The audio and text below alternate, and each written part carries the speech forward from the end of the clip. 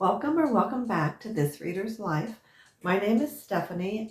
At This Reader's Life, we discuss books and other blessings. Right now, the Christmas blessing is what's sort of on us. But at any rate, my name is Stephanie, and I'm glad that you're here.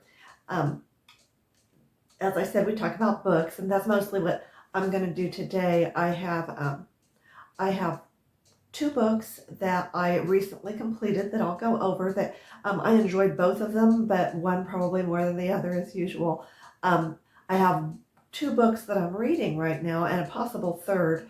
I'm trying to get my TBRs all sort of set up and make a plan for 2026, which is not complete at this point, but I'll talk about it a little bit and maybe get some opinions. And then I have one that I did not finish, and that's the one that I will start with today.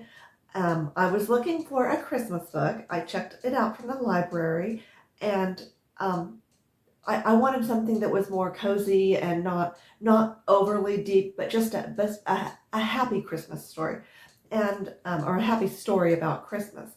And the book that I chose was called The Gift. It's by Nora Roberts. Here it is. I'll try to get it without too much of a glare. But this is the book that I chose that I did not finish. It is actually two books. There are two stories in this book. Each of them are short, so it's two novellas, actually. And I know that Nora Roberts is wildly popular. She's written hundreds of books. She's very well liked. She's on the bestseller list regularly. And these two stories, Nora birthed them. They were written in into the 1980s and 1990s. One was called Home for Christmas, and the other was called All I Want for Christmas. And I made it to about the 6th or 7th chapter of Home for Christmas, and it was about a woman who, actually about a man that is coming home after having been gone from his hometown, a small hometown, for a long time. And believe it or not, he had the girl that he left behind, and that it didn't work out for them. And so he's interested to see her, and she's sort of gone on with her life. But at any rate, for me, it was a little too sweet. It was a little too predictable, and it didn't hold my interest. And I felt like I was wasting my time reading it. It's not to say that someone else might have enjoyed it a lot. Maybe they would have. But for me, it was too sweet. It was predictable. I didn't feel like I was going to read any big surprises. I could probably tell you what happens at the end without having read the story at all. So that one, I'm going to send it back to the library and back to its shelf, and hopefully it will find a reader who really, really will enjoy it. So I will get it back to there so that maybe someone else can enjoy it before Christmas. But I did not finish that book. The other book two books that I did finish. One was The Correspondent by Virginia Evans, which I will talk about second. The first one that I'm going to talk about is it's by Gabriel, Garcia, Marquez, and again, this one's really shiny. And it's called Until August. It's very short, about 120 pages, and it was a quick read. It was not a hard read. His sentences were very crisp. There was a little controversy about this book even being published. It was published in 2024, 10 years after his death. When Marquez wrote this, he was in the last part of his life. He was suffering from some confusion and possible dementia, and he seemed to struggle a good deal with just keeping track of his storylines and things like that. And it was his sons who decided to go ahead and look over his transcripts and his writing, and they chose to publish it. They felt that it was they felt that his readers would want to know, even though he didn't feel that it was suitable for publishing. He felt that his readers not he, but his sons felt that it would be suitable for publishing. And for me, the jury's out, but I've not read Marquez, so I don't know if this is indicative of his work. I will say that I enjoyed the story. It was very different from probably anything that I've ever read. It was about a woman who's been married for several years, 27 years. She has two children that are grown. She and her husband have a happy marriage. They have a good relationship, and they pretty much always have. The woman's mother has died. The woman's name is Anna. Her mother has died, and her mother specifically requested to be buried on an island in the Caribbean, and her wishes had been honored. And Anna begins going on a yearly sojourn, I guess it would be, to visit her mother's grave. And she develops a routine that she goes through when she goes there. She checks into her hotel. She goes and gets specific flowers that are not common to the island, but she's able to find them. She gets specific flowers. She goes to her mother's grave. She cleans it up. She puts the flowers on the grave. She leaves. She comes back. There's my cuckoo clock. He's not negotiable. He's going to go off no matter what. She goes back to her hotel and gets dressed up as if because she's going to go out for the evening. She goes by herself. She chooses a man while she's out, and she has a relationship for one night with whatever man she's chosen. They usually start by dancing or by having some kind of a conversation, a few drinks, and then they go back to her room or to a room and have a relationship. After that, she goes back to her home, and through the years, as she goes home each time, she's more dissatisfied with every encounter. I would say she's not, and the first one is humiliating for her. She's humiliated by something that the man does. Her other encounters are described, but you start to get the feeling that shame and not feeling very connected to these people, it becomes more of a big deal for her in my eyes. That's the way that I saw it. And it certainly affects her home life. When she goes home, her husband mentions, "You're different." She tries to put it off on something that's going on with one of their daughters. He says, "No, this is since you came back from the island." She also confronts him about his fidelity, which is sort of a turning point in the book, I think, and a turning point for her. And again, I understand why Marquez might have felt that he had not conveyed exactly what he wanted to convey. I had trouble deciding, the true theme of the book. I saw regret. I saw sort of a self-inflicted conflict that she created for herself. There was regret, there was love, there was relationship. And I will say I am still coming to terms with the end of the book. I still am not sure that I understand it. The ending is surprising, and it was sort of a resolution, and I thought that was good, but I'm not sure that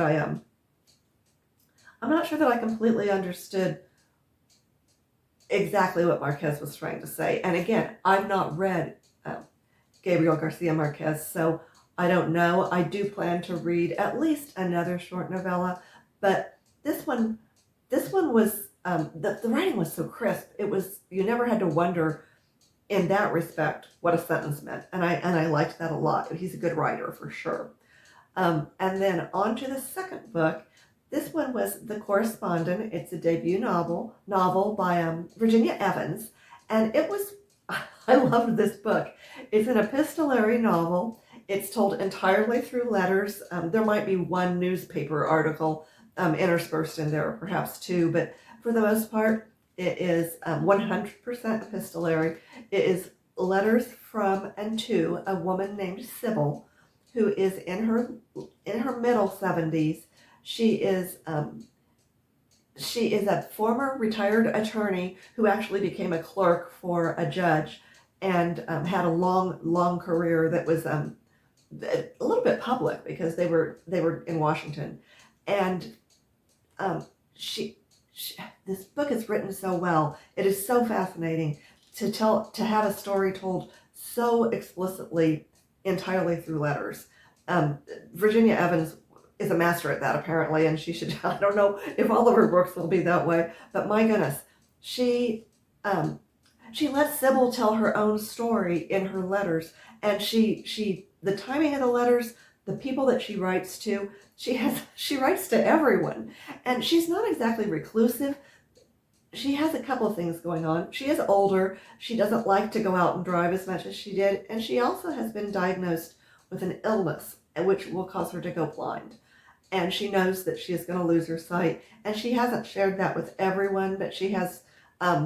I'm trying to think who actually knows for sure, and I don't remember exactly, but it sort of comes out over time, and she writes to literally everyone from customer service support at genealogy, a place where you can, it's like ancestry.com, but it's not that.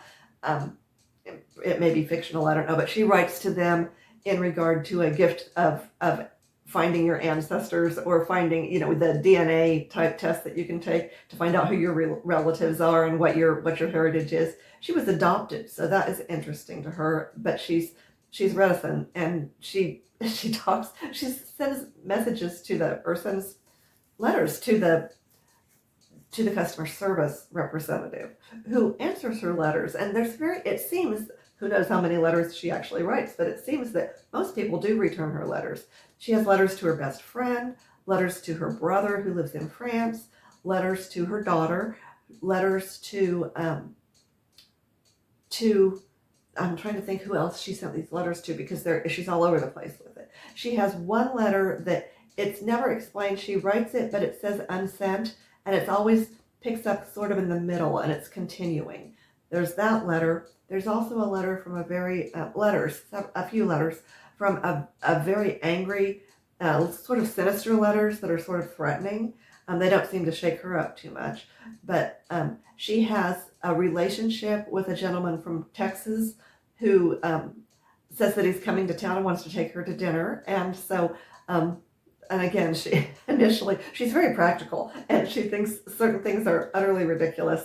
And I enjoyed this book so much. And normally with an epistolary letter, I don't know how, this is, I think, the only epistolary novel I've ever read. And it was so complete, and didn't feel forced. And anything that I've ever read that had letters in it, and I've read several books like that, not all letters, but perhaps a portion of it is letters. I always feel like it's forced. I always feel like that the letters themselves are so obviously just to advance the plot. And in this, Sybil felt very real to me, and in my mind there is a Sybil somewhere that had written these letters. It's fictional, so there's not, but that's how good they are. I loved this book. She also writes to authors, and some of the authors write back to her. And I don't know, there's addresses, and there's letters back from the authors, and I don't know exactly if Virginia Evans, if that's entirely fictional, or if she worked with some authors to do that. I'd be curious to know that, and if anybody does know, I'm curious to know if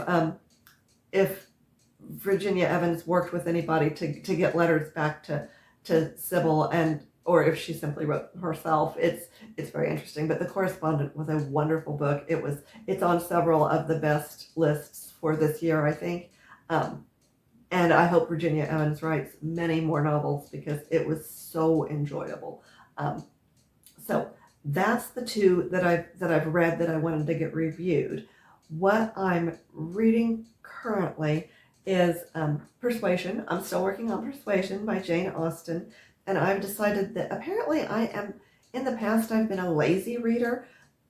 Jane Austen has slowed me down so much, because her sentences are so long and say so much, and of course the writing is a little different. The time is completely different, and she's very good.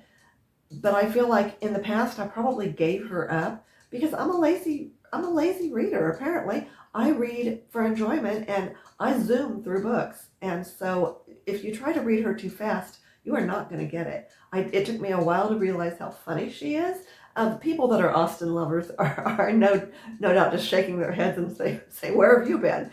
But I was just amazed at how much I'm enjoying the book. I'm halfway through it, and I hope to finish it. But again, I'm making myself take the time to truly understand each and every sentence, because the book wouldn't be the same if you took one out. I really feel that way. She's a very, very good writer. She says a lot of what she means, but it's kind of a roundabout, long sentences, kind of a read, and I'm enjoying it immensely.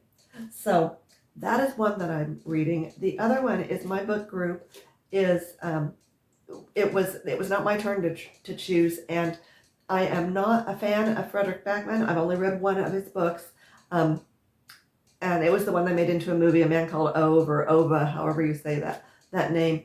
And I enjoyed the book, but I didn't think it was the best book that I ever read. But we're going to read My Friends, and the premise of that looks very, very, very good to me. I've read a sample on Kindle of the book, so I'm intrigued. So hopefully this will be something that I really, really enjoy.